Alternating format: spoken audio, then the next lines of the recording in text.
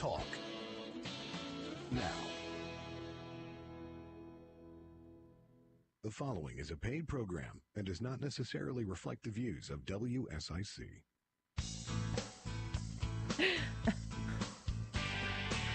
It's 11:06 on WSIC News Radio. You're listening to We're Just Saying with Senator Vicky Sawyer and David. If you'd like to be part of our show, 844 Studio 4, and we are streaming live on the WSIC News website, YouTube, Facebook, X, LinkedIn, all points in between. Good morning, Senator Sawyer. Good morning, David Coble. How are you doing today? I am excited that it's almost over. It is almost over. We are very, very close to being done with the primary election season, which in our area is pretty much the main event. Correct. For election purposes. November generally anticlimactic in our area, except for, national races and things like that. But maybe the little governor's race, statewide. But it's going to be interesting to see how things shake out. Early voting, hot and heavy, and candidates standing out in the rain. And of course, it's been nice this week. But they're standing out there passing out their stuff, making their case, begging for the vote. Begging for votes. But it's almost done. Yeah, I know. It is almost done. And thank God I'm not one of those candidates out there begging for votes. I'll tell you, I've been watching. Yeah, you got off easy. I did. I haven't always gotten off easy, but this time I'm grateful that the Republican Party is excited that I'm their candidate for the District 37. And obviously you didn't make anybody mad enough to try to go out there and run against you in the primary. I was close, I'm sure. At least they were threatening. I've always heard that I'm going to come get you and you're going down, and ex-senator, and how dare you, you nasty, mean old woman, vile. But I've done a really good job on getting some other people mad on Twitter, and it was actually this radio show that got me in the hot water. Ooh, we will look forward to that foreshadowing of our Rated X segment there towards the end of the show. It is. So God forbid that I have an opinion about a candidate and actually point out facts. So shame on me. So speaking of candidates, I know that you there's a lot of polling going around. Yeah. We're seeing a lot of articles and things like that. So as we did a stretch, you found some interesting polling that came your way on some first the presidential race, also the governor's race here in North Carolina. So bad news for Nikki Haley in the poll. I know. Well, you know what? Honestly, I thought it was going to be a little worse because the way that people are, at least in my circle, talk about it. But it wasn't terribly bad. Now, the numbers that you guys can go look at this too. Capon Consulting actually posted these. And disclaimer, Capon does help me with my social media, so I'm a little partial to him. But that group put out this polling, and so you can go look at it on the Twitter or on the X. What's not Twitter anymore? The X. But so the poll was taken. In other words, people were called from likely Republican primary voters. That matters. Mm-hmm. You don't want to necessarily have Democratic voters who are, answering to a Republican poll. And it looks like old Trump is way up. Yeah, what was it? 64% to 36%? Yeah, something like that. Which is honestly pretty consistent if you look at polls coming out of South Carolina, which I believe the South Carolina primary is tomorrow, right? Yes. And so, which is interesting, a Saturday primary, always interesting to me. But it'll be interesting to see what comes out of South Carolina, because you got to think that, if Trump comes out big in South, which all indications are that he will, it's still kind of tough to continue the fight. I mean, I get we've talked about it here before about, Your Nikki love Haley. for Nikki Haley. Oh, I think she's fantastic. I all the hate she gets, I find a little bit strange. Yeah. It always seems interesting to me how in a Republican primary, how much your people are willing to go after other Republicans in the race. But I think she's awesome. But it was always going to be a long shot, and obviously that poll for North Carolina makes it the same. But I guess you could look at a case for Super Tuesday, staying in until then. But all indications are Trump is going to be the nominee. So in her defense, I think mainstream media keeps Trump's name front of mind. That is just no way you can block or get through that noise, right? It is every time I look at something, it's Trump. It's Trump's sneakers, or it's Trump's lawsuits, or it's Trump's this, Trump's that.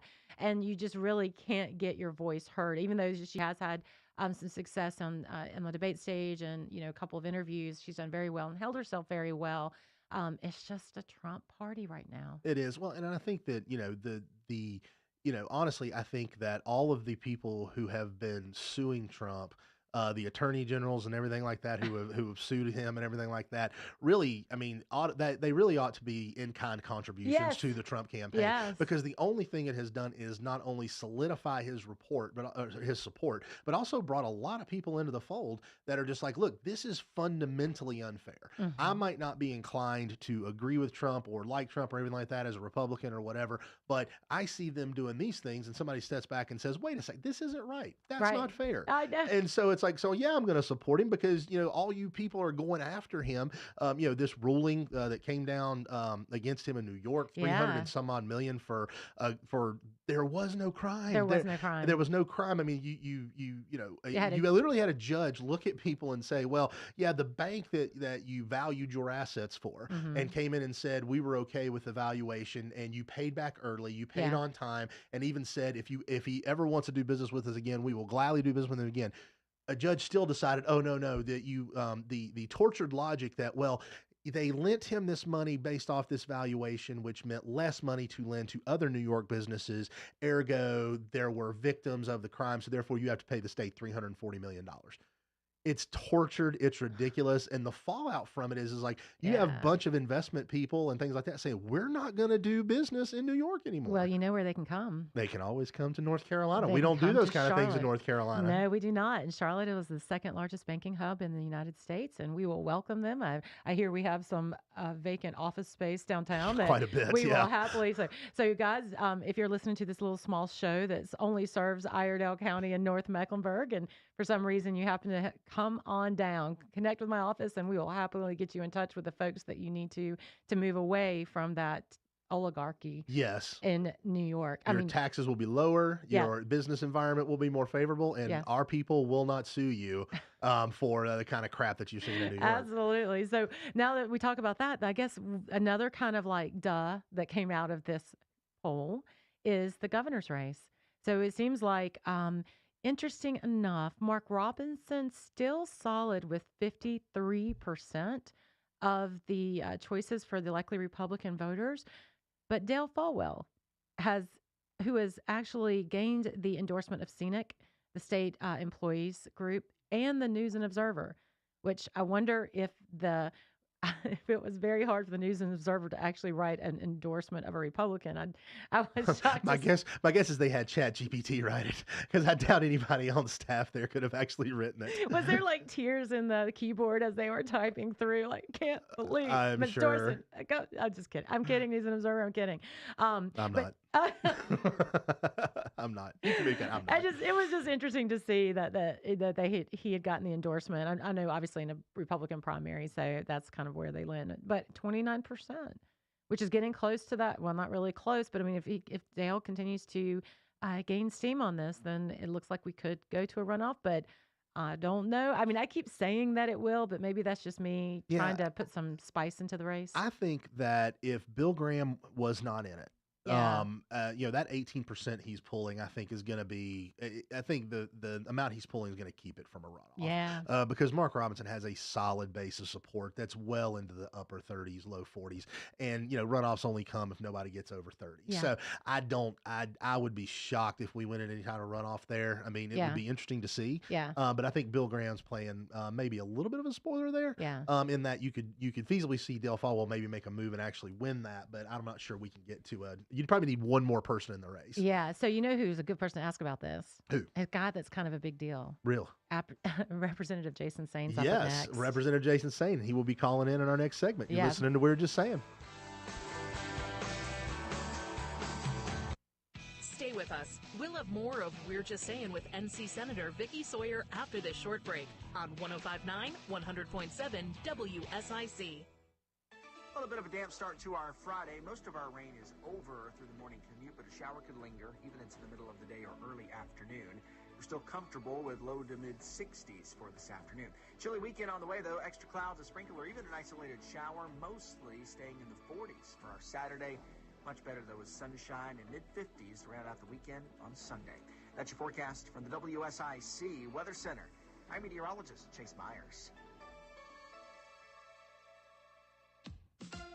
Here is your WSIC community calendar. Merlefest is back, April 25th through the 28th at Wilkes Community College. Featuring nearly 100 performers, including Old Crow Medicine Show, Turnpike Troubadours, the Teskey Brothers, Nickel Creek, and more. Tickets and information at merlefest.org. Listen each morning to Good Morning LKN for your chance to win tickets. Downtown Mooresville's Shamrocks and Shenanigans is on its way. St. Patty's Day is right around the corner. The festival is happening in downtown Mooresville. Attendance is free, but there are ticket packages available for purchase. Irish dancers, pipe bands, food and drinks. March 16th, downtown Mooresville. Shamrocks and Shenanigans is on its way. For more info, visit downtownmooresville.com. Want to attend the Charlotte Home and Remodeling Show? Throughout the day, you have your chance to win tickets. Listen to Good Morning LKN, the Home Ad Show, the News Drive at 5, and the Scoreboard. Each gives you your chance to win. The Charlotte Home and Remodeling Show, February 23rd through the 25th. Want to see a Tyrannosaurus Rex? How about a Triceratops?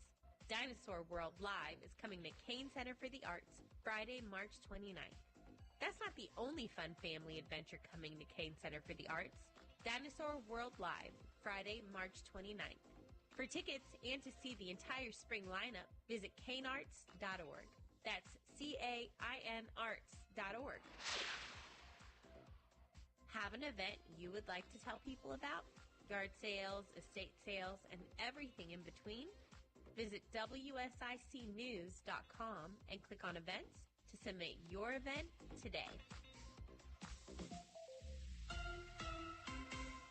It's We're Just Saying with North Carolina Senator Vicki Sawyer on 105.9 100.7 WSIC. Local starts here.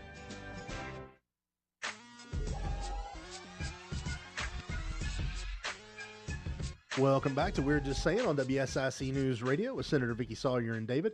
Glad to be part of our show, 844 Studio 4. We are still streaming live on the WSIC News website, YouTube, Facebook, X, and LinkedIn. As we foreshadowed going into the break, we do have a special guest on the show today, obviously very familiar to our WSIC News listening audience, Representative Jason Saine. How are you today, sir?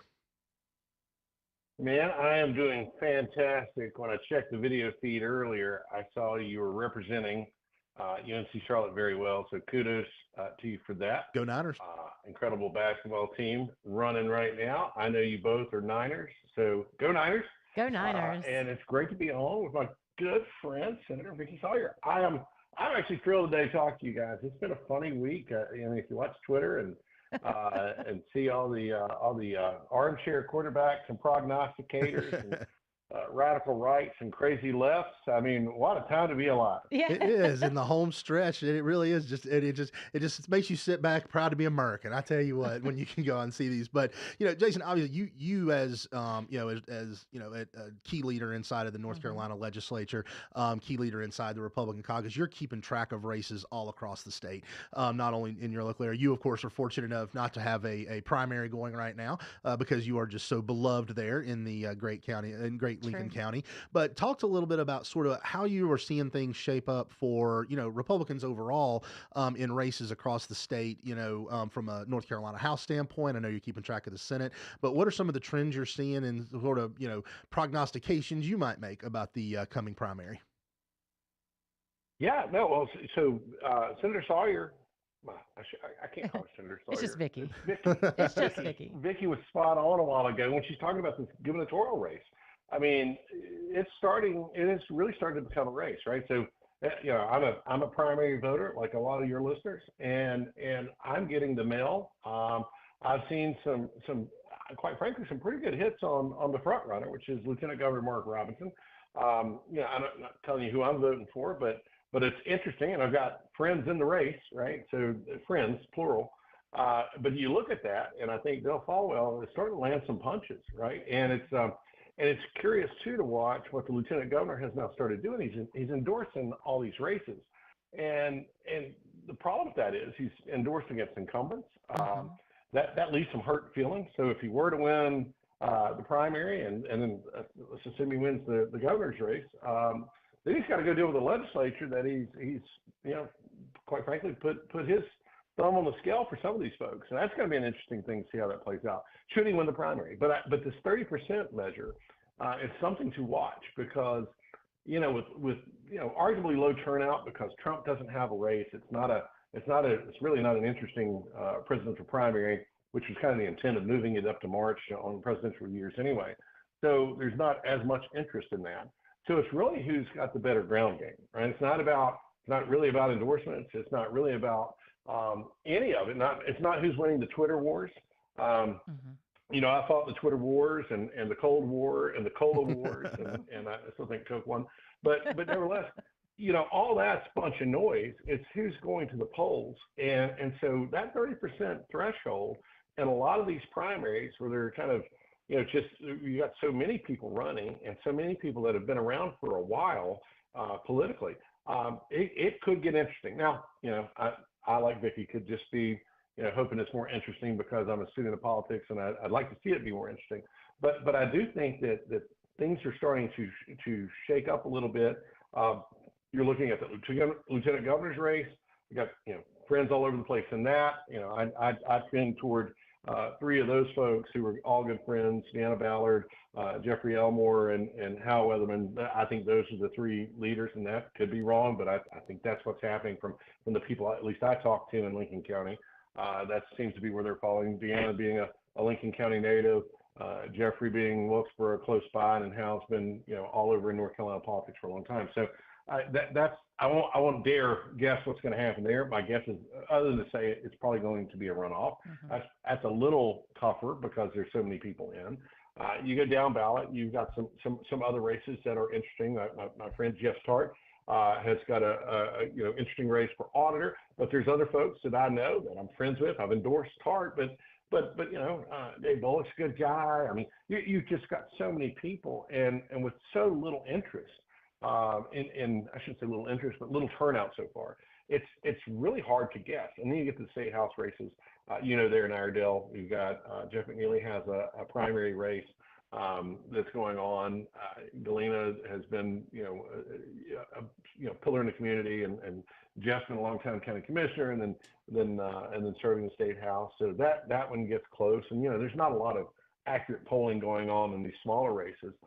You go next door to Cabarrus County, which is one of the races I was kind of talking about. The lieutenant governor weighing in for Brian Echeverria, who was a failed candidate in 2022. Raised a lot of money, but then couldn't get across the finish line. Lost to Diamond State and Williams. Crutchfield's come in, done a fabulous job as a freshman leader in the House, and that's who I'm backing. So I really admit my bias here, just because I know what a winner looks like, and he's won. But that could be closer than it needs to be. And then if whoever wins, I've got to work with in the House to find a way to do that. So you've got really pockets in and around our area, our listening area, in the Lake Norman area of some really interesting races. And let's mention the 10th district race. Right. Gray Mills, my seatmate in Raleigh, I love him. I think he'd make a great congressman. But you got an upstart, the guy's running multiple districts, so he's no stranger to running for office. That's going to be close, I think, just because it's a open seat, and you got two guys who've raised some money and put money on the television, and they're competitive. So that's what's happening, and it is. And then you go down the ballot in the county commission races. I know Iredell, you guys have a number of people running there. I plan to be at your Lincoln Day dinner tonight. At least for a little while, until I get bored of the speeches and I might duck out, but because I've heard them all before. but I'm looking forward to at least the socializing prior to, right? So it is if you're a fan of politics and you watch this stuff, it is like we're coming up on the Super Bowl here in just a couple of days. Right. That's right. And it was interesting that you hit on that point about a statewide candidate who's endorsing in local races. I know that Mark Robinson endorsed in our NC10 district race, and that really turned off a lot of Iredell County voters. And I think you're seeing that at the, in support for Gray because, and also pulling that support away from Mark Robinson. Maybe that's some of the things that we're seeing in that polling. Well, yeah, absolutely. Well, a lot of these things have consequences, right? I mean, I get that they're using the same consultant, right? Let's get down to what it really is, right? Yeah. They're using the same consultant. And so it's easy for the consultant to say to two of his clients, hey, why don't you endorse my guy here? And it really helped me out. Well, okay, that's fine. But what voters see is, they interpret that much differently. I've heard it, you've heard it. Look, Gray Mills has been, he's a hometown guy, right? He's a Morrisville guy. Jennifer, his wife, everybody knows Jennifer. They're well liked, they're well loved. I don't know that if Gray Mills has an enemy, I don't know who it is. Right. Because he's just a good dude. Yes. And then when you come in and you put your thumb on the scale for his opponent, who's an unknown quantity, Mm-hmm. who hasn't voted on anything to date, right? And Gray's been fighting the good fight, and oh, by the way, voted for budgets that increased the lieutenant governor's staff, and you go and weigh in against him. It just really does make you scratch your head. And then voters see that, and I've gotten a lot of questions about that. And I don't know how that plays going into the general. Let's say he wins, right? And I don't know how support, filters out after that. I've talked to a lot of members, been in Raleigh this week. They've not been terribly thrilled with that action in that race and in the House races where he's played a part. So, when it's going to be a difficult election come November, it's just you wonder why one would do this. Yeah, so my mentor in politics, other than you, Representative Saine, is Sarah Hare Tice, longstanding, respected woman in Iredell County politics. And she preached to me one thing. She said, the best way to lose your race is to put and get in on another race.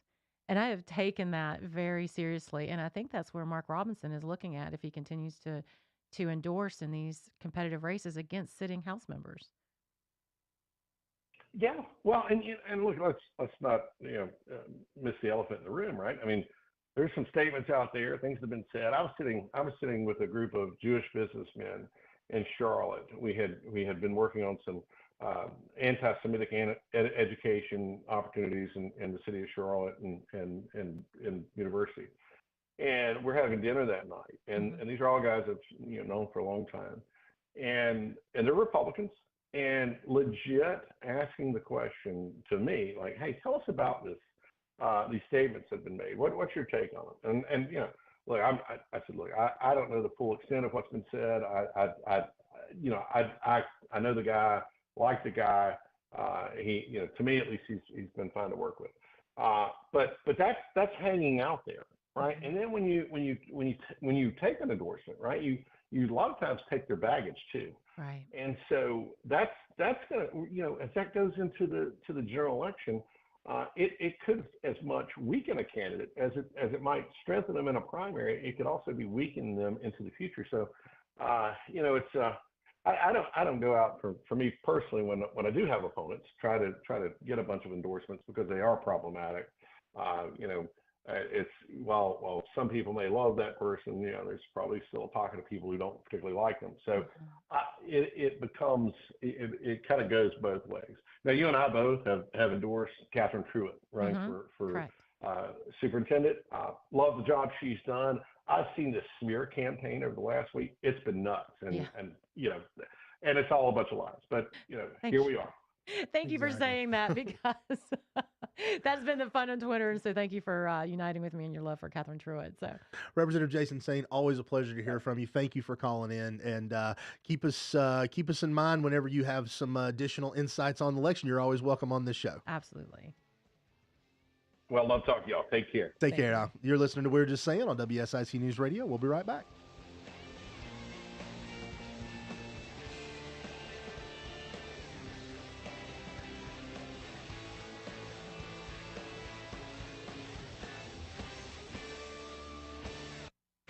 There's more We're Just Saying with North Carolina Senator Vicki Sawyer on the way from 105.9, 100.7 WSIC.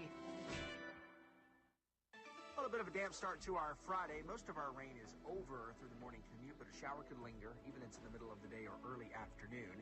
We're still comfortable with low to mid 60s for this afternoon. Chilly weekend on the way, though. Extra clouds, a sprinkle, or even an isolated shower, mostly staying in the 40s for our Saturday. Much better, though, with sunshine and mid-50s to round out the weekend on Sunday. That's your forecast from the WSIC Weather Center. I'm meteorologist Chase Myers. Hi, this is Susan. I'm excited to let you know that Lake Mountain Coffee is now available for private events. Our beautiful historic building with its 360-degree mezzanine has hosted many private parties, catered diners, and even an actual wedding.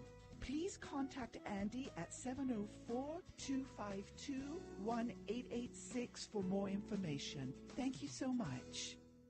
Grow in your faith with biblical teaching from the Word of God. Listen to Pastor Steve Pope from Calvary Baptist Church Sunday mornings at 9 here on News Talk WSIC, or listen on demand at WSICnews.com. Hi, this is Joshua Dobie. Join me Thursdays at 4 p.m. for Dollars and Cents, a show that focuses on your personal financial journey and the markets around us. That's Dollars and Cents, Thursday afternoons at 4 here on WSIC. This is a Bloomberg Money Minute. Good news and bad news for media giant Warner Brothers Discovery. It's become the first Hollywood conglomerate to turn a full-year profit in its streaming business, ending 2023 in the black by $103 million, thanks to increased subscribers to its ad-supported Max service. The bad news, falling revenue for its cable channels, including CNN and TNT. Total sales fell 7% last quarter, profit missed forecasts, and shares are down 12%. Sluggish markets, few blockbuster deals, and tepid overall performance for Wall Street banks last year have meant meager bonuses, and in some cases no bonuses, for investment bankers so far this year. Different story for CEOs. The bosses of firms including Bank of America, Citigroup, Goldman Sachs, J.P. Morgan, Morgan Stanley, and Wells Fargo are seeing their pay packages jump, mostly double digits. On Wall Street, the Dow and S&P are adding to yesterday's records. The Nasdaq is flirting with record territory. Dow gaining 0.5%, S&P up 0.25%, Nasdaq little changed. Andrew O'Day, Bloomberg Radio. Now back to We're Just Saying with North Carolina Senator Vicky Sawyer on 105.9, 100.7 WSIC.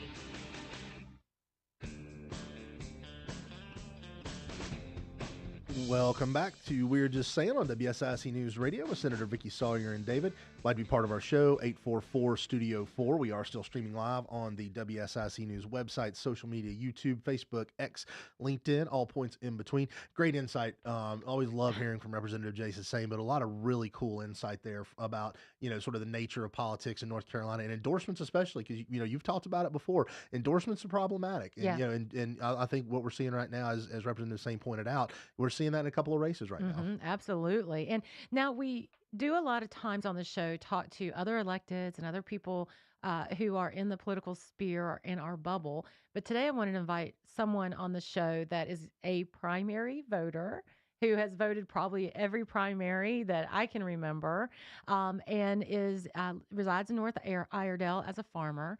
His name is Doug Holland, and so he was talking to me about things that are important to him as a voter and how he's choosing candidates. And I said, you know what? I think people who aren't in the bubble, who aren't elected, need to hear from someone who is going to be and is a primary voter. So I asked him to join the show, and I think he's on the other line. Doug, are you here with us now? I am. Thanks for having me on. Yeah, welcome to the show. Doug Holland is, if you have been around Iredell County politics, no stranger. That name is not new to you, but you do not hold an elected office, and you are a farmer in North Iredell. And so, for those of us who don't know you, Doug, kind of give a little bit of your background and your perspective and where you're coming from. Well, as you said, I'm a farmer, and I've lived in this county all my life. I've voted ever since I got old enough to vote. I was taught that voting is one of your primary rights, and you need to participate in it if you're going to be able to complain about your elected officials. So I've always tried to vote. Outside of that, I've been very involved in Farm Bureau. We get involved in lobbying for a lot of different issues, but we have, over the last several years, the last several elections, we've held candidate forums here in the county, and I found that to be very interesting and helping people decide who to vote for the issues. Yeah, and you did a great job as pulling that together as one of the organizers for that. And so you've had a lot of seat time listening to us bloviate, politicians bloviate about how we're going to fix your life. But before you kind of tell us what you're looking for, describe yourself politically. Are you I'm going to laugh when I say this. Are you progressive? How would you define yourself No, politically? not hardly.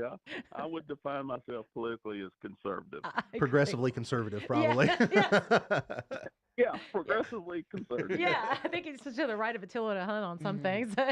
No problem there. No, not a bit. And now, when you've been listening to these Farm Bureau forums and then being out in the community, what is important to you when you're looking at someone that not only are you going to vote for, but you're going to actively ask your community and your friends and your church members to vote for too? What do you look at in a candidate? Well, I think you first have to look at the character of the candidate. You want someone who has a strong character, and I'm not saying anything about the candidates in general. Most of them do have good character, but you also want a candidate that's experienced, um, and not just experience. The type of experience they've had in their life, I think, plays a big part in how they vote and how they're going to handle certain situations as they come up. I know Jason Saine just mentioned the 84th House district we got here in Iredell County, John Galena versus Jeff McNeely.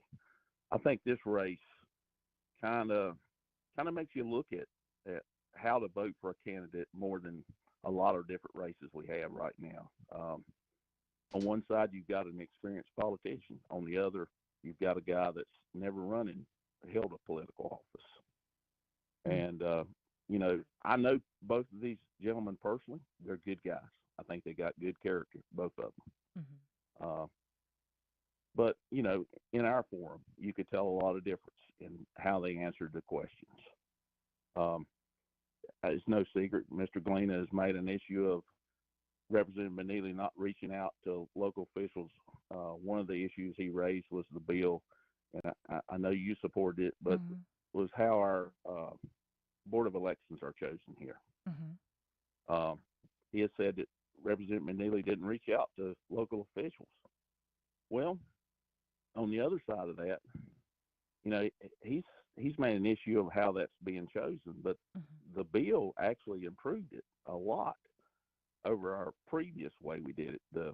Under the previous bill, our local elected board, our election board, was chosen by a party chairman.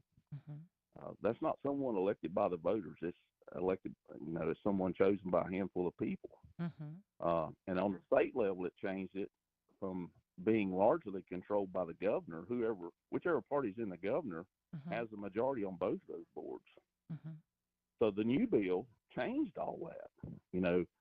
It actually made it better where it's chosen by our elected local officials, being our House representatives and you, Senator Sawyer. And then on the state level, it took a power away from the governor. He no longer can put a majority on that state board of elections and our local board, but it's evenly split. So it's actually made it a lot better, and I think the decisions that come out of there will be a lot more fair. Yeah, and I do want to put a little sauce on that too, because as from the inside of that particular piece of legislation, the way the way myself and Representative Mills, Setzer, and McNeely have approached certain things is that we try to divide and conquer. So when when that bill was happening, I was on the phone with our elections director and in email and talking. Gray Mills, as the chair of the elections committee, was on the phone, talking and trying to figure out and making sure what was good for Iredell. So if a particular representative didn't specifically call something, it doesn't mean that they weren't involved. It just means that we divided up our labor and try to conquer those certain and different areas. So when it comes to farming, per se, I reach out to Representative McNeely because that's not necessarily in my bailiwick, but it is in his, right? So and Representative Mills, he's an attorney by trade. So when it comes to like legalese stuff, I reach out to Representative Mills, and he's the one that then is charged to kind of figure that out for all of us, and we communicate and we work together as a team. So I just kind of wanted to put that out there too. The inside baseball of that is that we all work together for the betterment of Iredell. Well, absolutely. I mean, I think all of you guys have experience, and you bring something different to the table. but then again, you look at these two candidates. Um, Representative McNeely probably didn't reach out because he's been involved in that process. He's been a member of the party for several years. He's worked as a county commissioner on the local side, and he's worked on the state government side. So he knows the problem already. Mm-hmm. He knows the issues of it, and is able to craft a bill and look forward. The problem with a lot of laws that go into effect, the general public doesn't see all the things that goes into that. I know, David, you know it. Vicki, you know it because you've been involved in it. Mm-hmm. I've been down to the General Assembly enough to know it's not a simple process anymore. The things that we come up with are far more complicated today, and part of it's because we have so many laws on the books. I mean, you've got to look at a lot of different things from a economic standpoint to a legal standpoint, and it's not simple, cut and dry anymore. Mm-hmm. And that's where experience plays into it. You've got an experienced candidate that knows that, and you got a candidate not saying anything bad about him, but he's never been involved in politics or local government in any way. It's hard to just step into that arena and be able to govern and do the things that needs to be done for the citizens of Iredell County. Yeah, and I know you're looking at that specific race, but everything that you just said can also be looked at the NC10 race between Gray Mills and Pat Harrigan, right? I mean, you got a candidate Absolutely. who understands the inside. Is that something that you're using that same logic in that race as well? Absolutely. Gray Mills has been a great representative. I don't think you can knock his voting record at all. He's voted the right way. As far as conservative person for Iredell County, he's done the right things, and he's going to continue to do that when he gets to the U.S. Congress. He's going to be there. He's going to vote the right way. He's going to do the things that need to be done for the citizens of this country, our state, and our county. We hear a lot of talk today about term limits and he's a career politician. Well, I used to look at things that way, but in today's world, experience does count, because I'm telling you, these votes are not black and white always. There's a lot more complicated things that goes into the voting for something. It takes a lot more research, a lot more experience to be able to make the right decision, because the decisions you make today are going to have effects down the road. Yeah, so I always like to put that very plain English. When I have a surgical procedure, I don't ask who is the first guy that just graduated out of surgery school or medical school. I want the new kid who's going to break all the rules and not know how a surgery works. That's not what I say at all, right? I want a qualified, experienced surgeon to handle my care. And that's what I think of is when we look at, experience, and sounds like for what you're saying is that it matters because you want a qualified politician to be able to navigate the system for the betterment of your community. Absolutely. When you look at the current team we have, being you, Vicki Sawyer, in the House, we've got Representative McNeely. Gray Mills, of course, is leaving. Mitchell Setzer. All of you guys have some of the same characteristics. You've come from business background. You've been very involved in the community, so you know the issues. Mm-hmm. And in the House and in the Senate both, it takes time to build relationships, and all of you guys have done that. And that's part of the reason why you've got to the positions of chairs of different committees. You've been put on committees, and now you're put into a position of chairmanship. Mr. McNeely is chair of the House Ag Committee. That's very important to me. Very important to Iredell County farmers and basically all of Western North Carolina farmers, because we haven't had one of those in 75 years. So that's huge for the farming community. Absolutely. Doug Holland, thank you so much for your time and for calling in, brother. We really do appreciate it. We got to hit the break, but thank you again for calling in. Thank you. Thank you, sir. Take care. Bye-bye. You're listening to WSIC News Radio. We'll be right back. Mid-60s for this afternoon. Chilly weekend on the way, though. Extra clouds, a sprinkle, or even an isolated shower, mostly staying in the 40s for our Saturday. Much better, though, with sunshine and mid-50s to round out the weekend on Sunday. That's your forecast from the WSIC Weather Center. I'm meteorologist Chase Myers. Here is your WSIC community calendar. MuralFest is back, April 25th through the 28th at Wilkes Community College, featuring nearly 100 performers, including Old Crow Medicine Show, Turnpike Troubadours, the Teskey Brothers, Nickel Creek, and more. Tickets and information at muralfest.org. Listen each morning to Good Morning LKN for your chance to win tickets.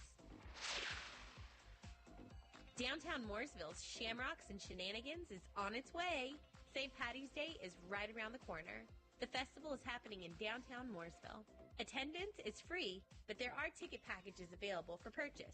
Irish dancers, pipe bands, food and drinks. March 16th, downtown Mooresville. Shamrocks and Shenanigans is on its way. For more info, visit downtownmooresville.com. Want to attend the Charlotte Home and Remodeling Show? Throughout the day, you have your chance to win tickets. Listen to Good Morning LKN, the Home Ad Show, the News Drive at 5, and the Scoreboard. Each gives you your chance to win. The Charlotte Home and Remodeling Show, February 23rd through the 25th.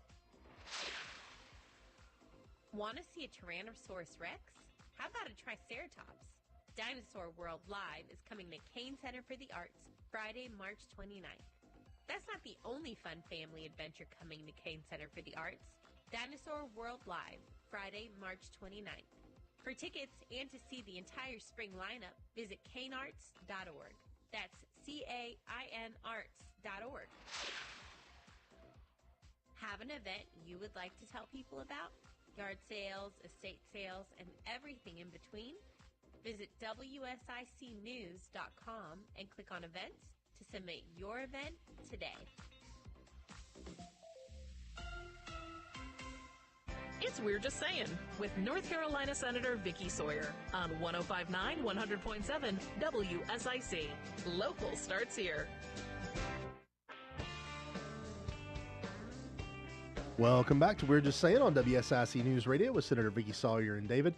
Glad to be part of the show, 844 Studio 4, still streaming live on the WSIC News website, YouTube, Facebook, X, and LinkedIn. Yeah. Great perspective from Yeah. Doug Holland. If anybody who knows him knows, I mean, really thoughtful guy, deliberative guy, has been involved in Iredell County politics for a long time. Yeah. Really great perspective to hear. Because like you said, he's not in the day-to-day bubble of politics like a lot of the like a lot of folks, but he's really involved and understands politics at the local level and the state level and national level. Yeah, and also I'd like to take this moment for a story of redemption. Oh, really? You have a story of redemption? Well, kind of a little bit. And no, we're just to talk about the character of Doug and how I respect him.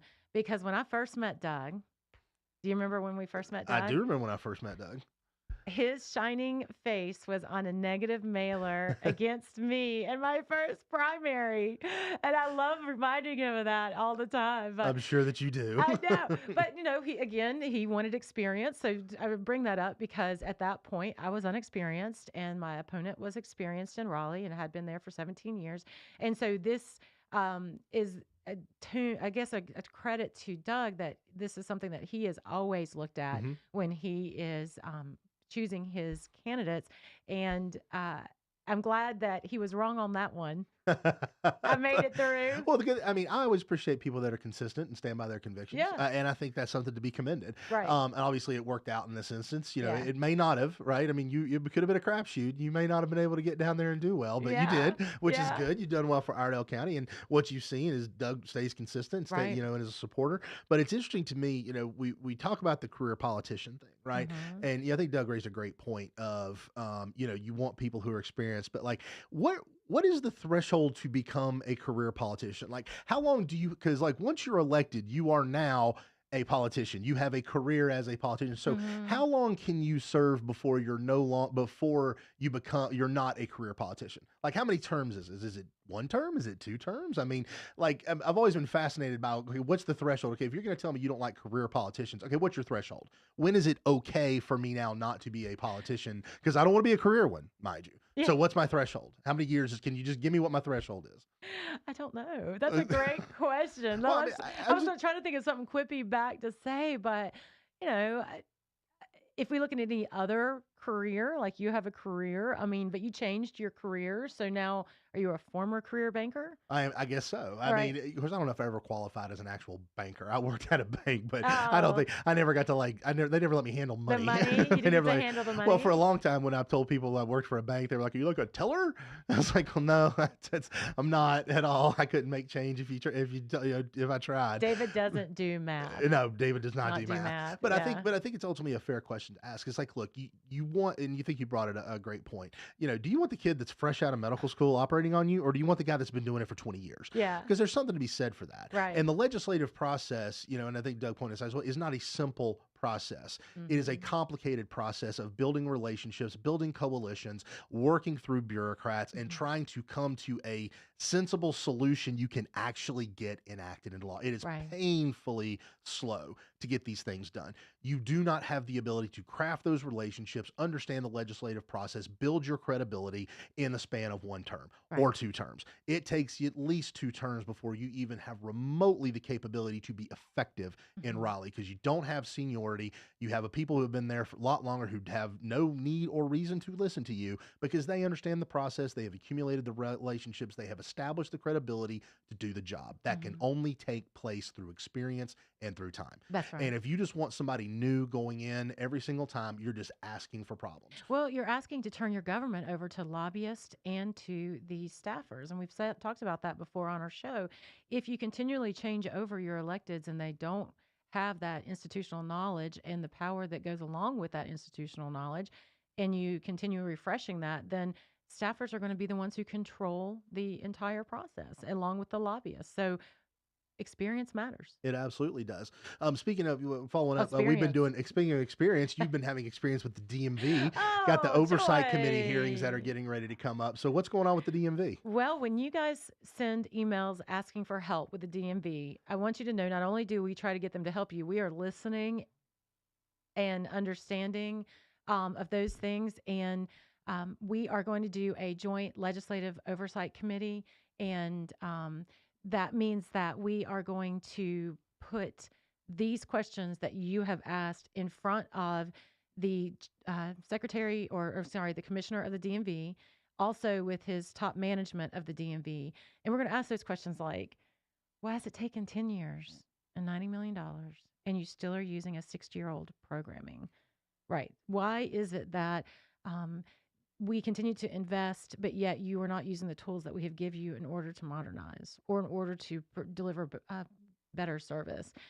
Why is it that you keep touting all of these things that you're going to do and yet it never gets done? And so next week, it'll be a little bit weedy, but if you want to put that in a nutshell, we're just going to ask the hard questions to people who are under oath, and um, we will absolutely do it. But I do believe we have a caller on the line named Valerie. Yeah, absolutely. Valerie, hi, you're on with Senator Sawyer. Good morning. Good morning. My comment is about voting. Yes, ma'am. I spoke with a friend of mine who's handicapped, and someone has to take her, and she does the drive-up parking. And she said, voting. She said she noticed that a lot of people, not just this time, but in the past, when she goes to vote, that she sees people going in on walkers and canes. And she said to me this morning, she said, I don't think that a lot of handicapped people realize that they can vote from their car. Mm. So I know you can vote early and you can, and that's great too. But I wanted you all to announce that, let the public know you can vote from your car because we want everyone to go vote. And that's my comment. I love it, Valerie. Absolutely. Thank you so much, Valerie. Thank you for calling. You all guys have a blessed day and appreciate you very much. Yes, You ma'am. do the same. And I want to make a note about that calling too, or that caller and about the voting. So if you are disabled, they do have. You drive your car up, and there's a curbside voting is what they call it, curbside voting, kind of like an old curbside hop, but curbside voting. And someone will have an electioneer or election worker come from the inside, and they will bring the ballot out to you. They generally stand out there and watch you fill out the ballot. while you're there, you should not be approached by anyone in electioneering. So, in other words, if it's a candidate or a candidate committee, they should not be telling you how to vote or in your ear. You should be completely safe from that. So, hey, maybe even if you don't want to go through the gauntlet of people electioneering, just stay in your car and you can do curbside voting. And then that is a safe and effective way to for folks who have mobility issues to vote. And also, if you just have phobia issues of all of those electioneering folks coming after you, you can stay in there and vote too. So thank you so much, Valerie, for that. I'm glad you called in. Absolutely. So in the last few minutes, let's jump in. We got Oh, got to get boy. our rated X in. So you've made it. So you have absolutely made it. You know, a lot of people work for a very long time. You know, Representative Jason Saine has some steady what we call trolls Okay. who consistently come after him and just love to come after him. He engages with. It's pretty funny if you've never seen. But you have made it. You now have a professional troll that has been going after Jason Saine, now coming after you. Congratulations. Huzzah! Huzzah! I'm so excited. Yay! Exactly. So we're not going right. to mention the name, but it just if you go on the pages, you can probably quickly ascertain who we're talking about. The she, her, them, Queen of Mean, I guess is what we'll go here. But what did you get hit with? She, her, them, Queen of Me. That's a good one, David. You know, I mean, I just, I try. This one. Well, you heard last week that I talked about, and just recently with Representative Saine, the reason why I'm supporting Catherine Truitt, and I gave her positives and then a negative from the other side. And so that gained the ire of would you say she, her, she, them? her, them, Queen of Mean? She, her, them, Queen of Mean on Twitter to come after me. So first of all, I did not tweet anything about this, but Superintendent Truitt had, taken a snippet of my comments about her in the race and put it out there. So that was the beginning. Oh, very nice. That See, was I love the it. beginning of it. Like, God forbid. So it's always so funny to me. Like, I just called someone out for not saying things that were accurate, and but it's okay for them to do it, right? Oh, well, that's naturally. So, they said, let's say, first of all, it starts with a slam on our radio show. Oh, really? Yeah. Uh-huh. That obviously they listen to. Well, I'm just throwing it out there. It's like, I'm gonna make fun of your radio show that I just happen to listen to. WSIC is a 100-year-old station that has a local flair, and we do local stuff. So if you want to measure metrics on Facebook or Twitter or whatever, fine. But the purpose of the show is to talk to voters and constituents in Iredell County and the surrounding locations to bring Raleigh to them. Yep. That's the purpose. So I don't really care about the metrics because I'm reaching the people that I want to reach. But anyways, so my show was streamed 6 days ago with 16 views. At Senator Sawyer, you're a regular Joe Rogan. Oh, and many rolling on the floor, crying, laughing emoji. See, that's what amplifies it, right? Like if they're really gonna get you, it's got to have the laughing, rolling on the floor, laughing emoji. So burn, Vicky. Put some aloe on that burn. I know you're feeling it. But seriously, if you're gonna call someone a liar, best be prepared to back it up. Ooh. You sound like a pedo sympathizer. Oh my gosh. Vicky with an I. Just stop. Do your job. Protect children. Wow. And then rolling on the floor laughing emojis. Yeah. See, I don't think that goes. I don't. Protect children. Ha ha ha ha. Rolling on the floor laughing emojis. Like, I feel like that you missed the boat there, like messaging wise, right? Yeah. It's like protect children, rolling on the floor laughing emoji. Wait a minute. I just don't feel like that goes. I mean, if you're going to be a professional muckraker and go after people, at least get your emojis right. I mean, that should be angry face or finger wagging or something, not rolling on the floor laughing. God bless, man. Do your job right. Good Lord. Well, I'm proud of you. I got to say, I'm proud of you, man. So She, her, them, Queen of Mean has now come after you. That is fantastic. Well, thank you so much. I'm sure I'll enjoy this weekend with all of the fun Oh, stuff. I can't wait to see what comes next. Right. It's going to be awesome. We'd say we'll make her famous, but obviously since nobody listens, we can't do that. You're listening to We're Just Saying. We'll be back. Serving you better than ever before. 105.9, 100.7. WSIC, Statesville, Mooresville, North Charlotte.